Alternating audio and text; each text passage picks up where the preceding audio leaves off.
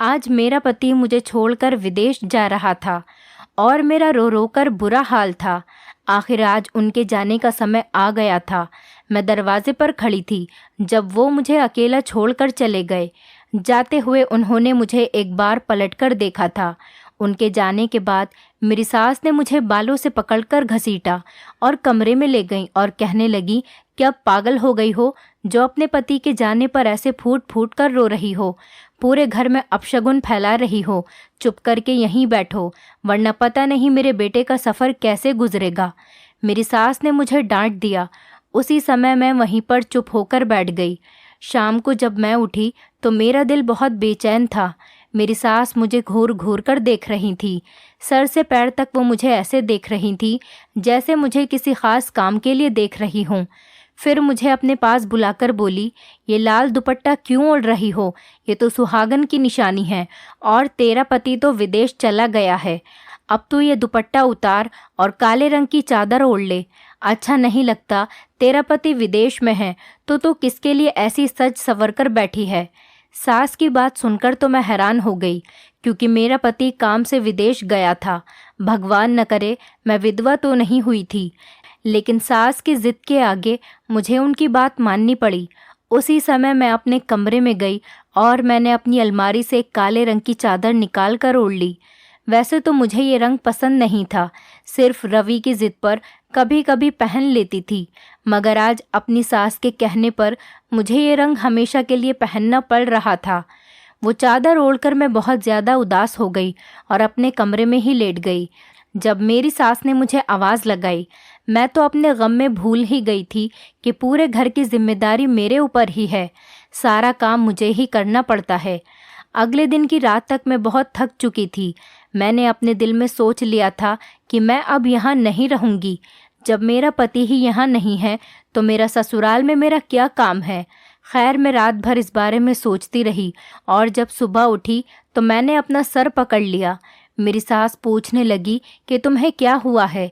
मैंने कहा कि मेरे सर में दर्द है और बुखार भी है और मेरा दिल बहुत घबरा रहा है।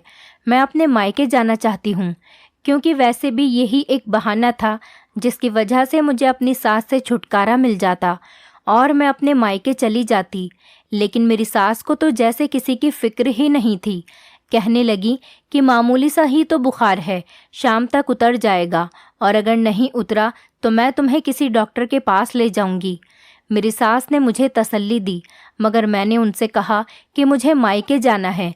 मैं अपनी माँ से मिलना चाहती हूँ। उनसे मिलकर मेरे दिल का बोझ भी हल्का हो जाएगा। वो हंसकर बोली कि तेरे दिल पर कौन सा बोझ है जो तुझे हल्का करना है। उन्होंने मेरा मजाक उड़ाया और कहने लगी, हम भी तो 1 साल तक अपने पति से दूर रहते थे। ऐसा लग रहा था जैसे वो मुझसे अपने साथ किए गए सलूक का बदला ले रही थी। मैं परेशान खड़ी थी कि उन्होंने मेरा कंधा थपथपाया और मुझसे कहने लगी कि यहाँ पलंग पर आकर बैठ जाओ और कहा कि यहाँ से उठना नहीं जब तक मैं वापस ना आ जाऊँ। मैं वहीं बैठी रह गई। मेरी सास कमरे में से एक लाल रंग की बोतल लेकर आ गई और मुझसे कहने लगी कि पैर ऊपर करके ठीक से बैठ जाओ। पता नहीं अब ये मेरे साथ क्या करने वाली थी। मैंने दिल ही दिल में सोचा। मेरी सास ने उस लाल रंग की बोतल से थोड़ा सा तेल अपने हाथ पर निकाला और वो मेरे सर पर लगाने लगी। वो तेल बहुत अजीब सा था और मुझे उससे जलन हो रही थी। ऐसा लग रहा था जैसे मेरे सर के बालों में किसी ने तेज़ाब डाल दिया हो। मेरी सास ने मेरा सर दबाना शुरू कर दिया और साथ ही सर की मालिश भी करने लगी और कहने लगी कि अब तुझे आराम हो जाएगा। ये ऐसा तेल है जिसे 8-10 दिन लगाने से ही तबीयत ठीक हो जाती है। ये तेल हमारे घर में पहले इस्तेमाल होता था, बल्कि मेरी सास भी मुझे यही तेल लगाया करती थी। अब मैं वहीं पर बैठी रही। मैंने सर के दर्द का बहाना तो कर लिया था, लेकिन मैं बुरी तरह से फंस गई थी। इस कड़वे तेल की मालिश करवाना मुझे बहुत बुरा लग रहा था। आधे घंटे के बाद मेरी सास ने मलमल कर मेरा सर छोड़ा। तभी किसी ने दरवाज़ा खटखटाया। मैंने दरवाज़ा खोला तो सामने एक औरत खड़ी थी। ये मेरी सास से रोज़ाना मिलने आया करती थी। उसे देखते ही मेरी सास बहुत खुश हो गई और बोली, आजा शालू, मैं तेरा ही इंतज़ार कर रही थी। देख, मेरी बहू के सर में इतना शदीद दर्द था, मैंने उसे मालिश की तो ये सही हो गई। मेरी सास उनको बहुत खुशी से ये बात बता रही थी। खैर मैं अपने कमरे में चली गई और थोड़ी देर के बाद इनके लिए चाय बनाकर लाई। मेरा दिल बहुत भारी हो रहा था। चाय पीने से भी जैसे उल्टी आ रही थी। मैं उसी समय अपने कमरे में जाकर लेट गई और मुझे जल्दी ही नींद आ गई। रात के 8 बजे मेरी आँख खुली तो देखा कि मेरी सास ने खाना बनाकर तैयार कर लिया था। मुझे प्यार से बुलाया और कहने लगी कि आजा बहू, आकर खाना खा ले। मैंने खाना खाया, लेकिन मेरे मुंह का टेस्ट तक बदल चुका था। इस तेल ने तो मेरी तबीयत और भी ज़्यादा ख़राब कर दी थी। मैंने खाना खा लिया। हैरत मुझे तब हुई जब मेरी सास ने मुझसे कहा कि तू जाकर अपने कमरे में सो जा। ऐसा रोज़ नहीं होता था, बल्कि खाना खाने के बाद तो वो मुझसे अपने पैर दबाने को कहती और कभी मुझसे बर्तन धोने को कहती। लेकिन आज मेरी सास मुझ पर कुछ ज़्यादा ही मेहरबान हो रही थी, जो कि मुझे समझ में नहीं आ रहा था। खैर मैं अपने कमरे में आकर सो गई और मुझे इतनी गहरी नींद आई जैसे किसी ने मुझे नशा दे दिया हो। सुबह तक मैं सोती रही, मुझे कुछ होश ही नहीं रहा। सुबह उठी तो मेरा सर बहुत भारी हो रहा था, यहाँ तक कि मुझसे चला भी नहीं जा रहा था। मैंने अपनी सास से कहा, माँ जी, आपने तो मेरी तबीयत ठीक करने के लिए मुझे ये तेल लगाया था, लेकिन इससे तो मुझे अपनी तबीयत और भी ज़्यादा ख़राब लग रही है। अब तो मुझसे चला भी नहीं जा रहा, मेरा दिल भी बेचैन हो रहा है। तो मेरी सास ने हंसकर कहा, अरे बेटी, 8-10 दिन बाद ही तो ये तेल असर करेगा। अभी तो तेरी तबीयत ख़राब है और इस तेल से शुरू शुरू में ऐसा ही होता है। सास की बात सुनकर मैं कुछ सुकून से हो गई, लेकिन मुझे कुछ अजीब सा लग रहा था। अगली रात भी जब मेरी तबीयत ऐसे ही ख़राब रही तो मैंने सोचा इस तेल की मालिश से छुटकारा पाने का एक यही तरीका है कि मैं अपनी सास की तेल वाली बोतल ही कहीं छुपा दूं। मैंने ऐसा ही किया। दोपहर को जब वो पड़ोस में गईं तो मैंने उनके कमरे में जाकर वो तेल की बोतल उठाई और अलमारी के पीछे छुपा दी। सोचा अगर मेरी सास ज़्यादा बिगड़ी तो उन्हें बता दूंगी, क्योंकि अब मुझसे ये रोज़ रोज़ की तकलीफ़ बर्दाश्त नहीं हो रही थी। इसीलिए मैंने तेल छुपाना ही बेहतर समझा। सास जब घर में वापस आई तो उन्होंने वो तेल की बोतल ढूंढना शुरू की। कहने लगी कि तेरे सर की मालिश करनी है, तेल की बोतल पता नहीं कहाँ चली गई। मैं भी उनके सामने ऐसी हो गई जैसे मुझे कुछ पता ही ना हो। उसके बाद माँ जी ने इतना शोर मचाया कि सारा घर सर पर उठा लिया। मुझे उनकी ये बात बहुत अजीब लगी। उन्हें मेरे सर के दर्द से इतनी क्या तकलीफ़ थी जो वो मेरे सर में रोज़ाना तेल लगाना चाहती थीं, क्योंकि मेरी सास का बर्ताव तो मेरे साथ कुछ ज़्यादा अच्छा नहीं था। मैं सोच भी नहीं सकती थी कि वो मेरी इतनी फ़िक्र भी कर सकती है।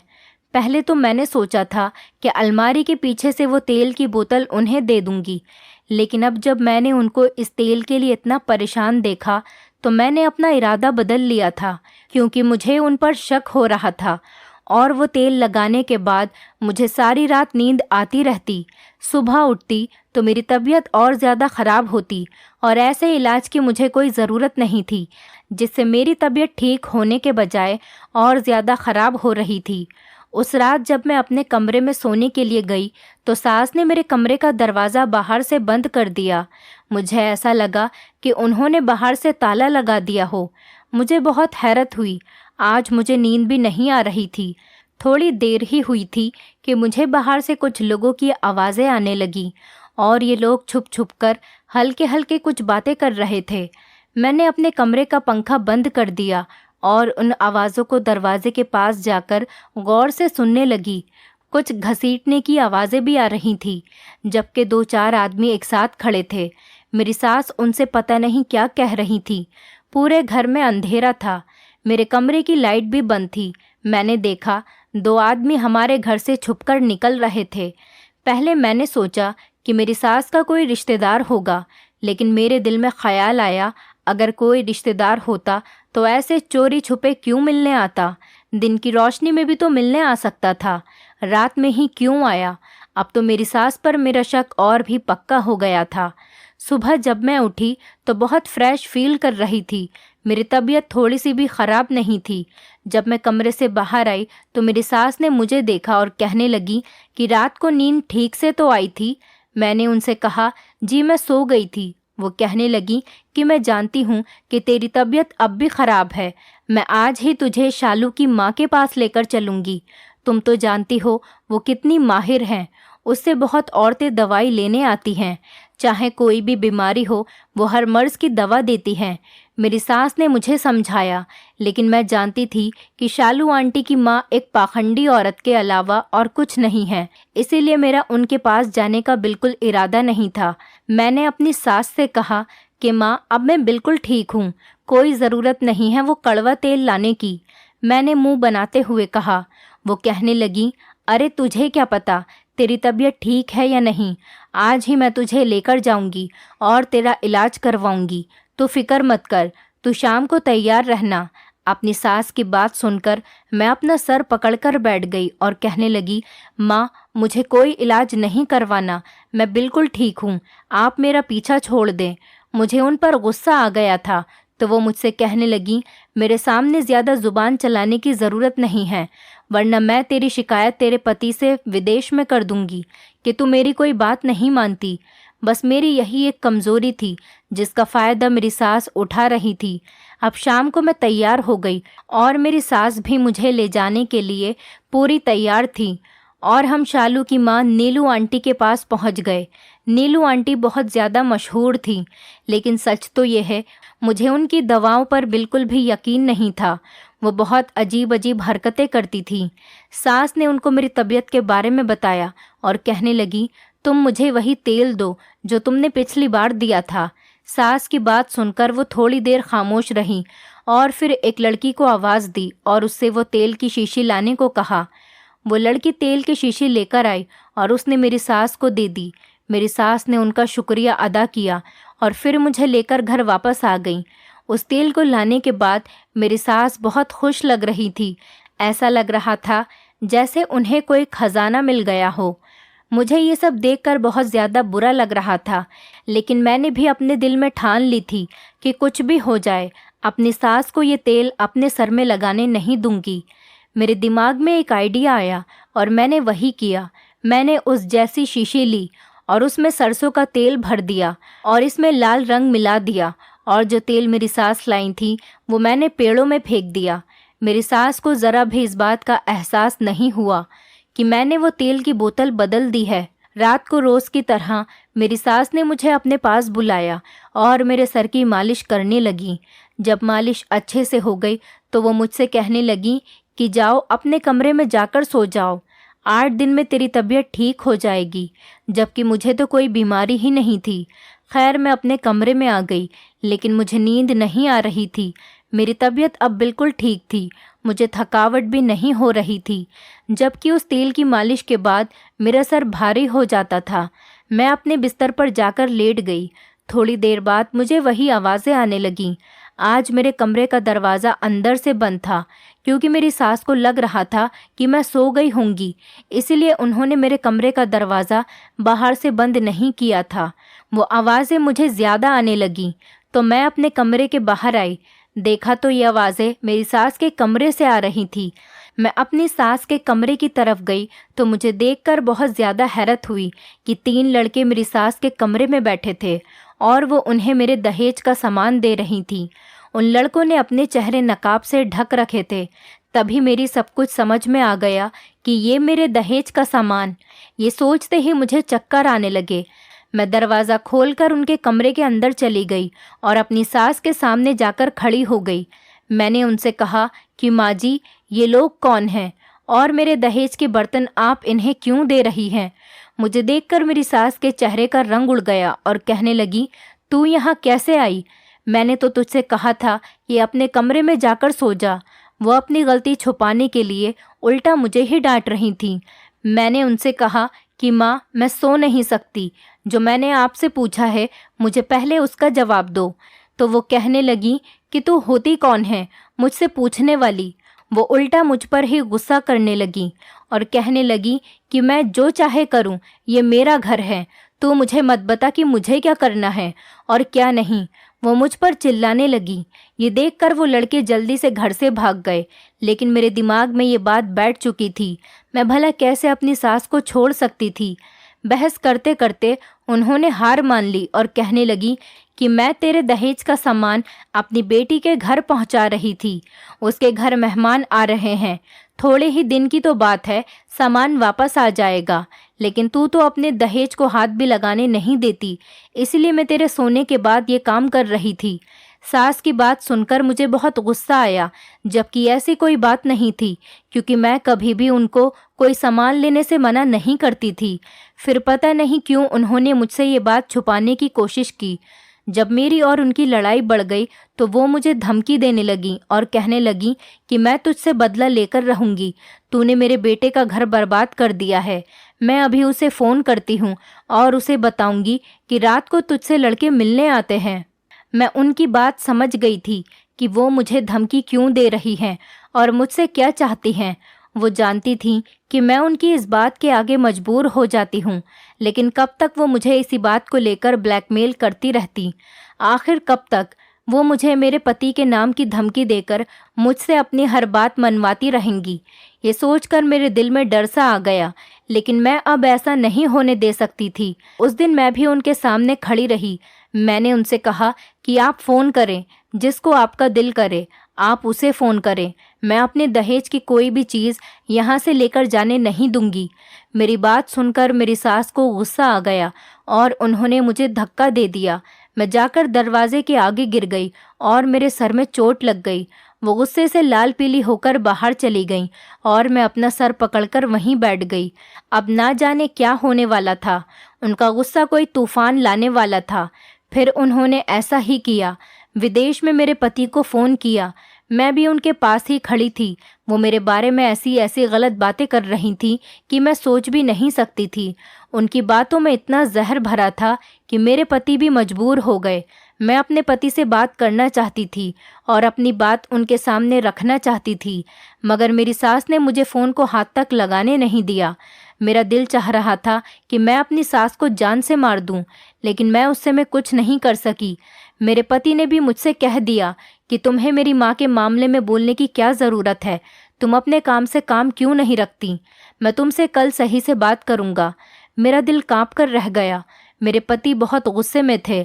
जाहिर है उनकी माँ ने मेरे बारे में जो जो बातें कही थी वो कोई भी इज्जतदार आदमी अपनी पत्नी के लिए बर्दाश्त नहीं कर सकता था, लेकिन मैं तो ऐसा कुछ सोच भी नहीं सकती थी। अगले दिन उन्होंने मुझसे फ़ोन पर बात की। मैं सोच रही थी कि वो मुझसे पूछेंगे कि आखिर क्या बात है, मगर उन्होंने रात भर सोचने के बाद यही फैसला सुनाया कि उनके विदेश जाने के बाद मैं बिगड़ गई हूँ और उनकी पीठ पीछे गुल खिला रही हूँ। उनकी इस बात ने तो मेरा दिल ही तोड़ दिया। मैं फूट फूट कर रोने लगी। मैं सोच भी नहीं सकती थी कि मेरे पति मेरे साथ ऐसा सलूक करेंगे। वो सिर्फ अपनी माँ की बात सुनेंगे और मुझसे कुछ पूछेंगे भी नहीं।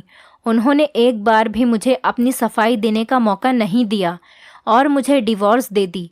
मैं रोती पीटती अपने मायके आ गई।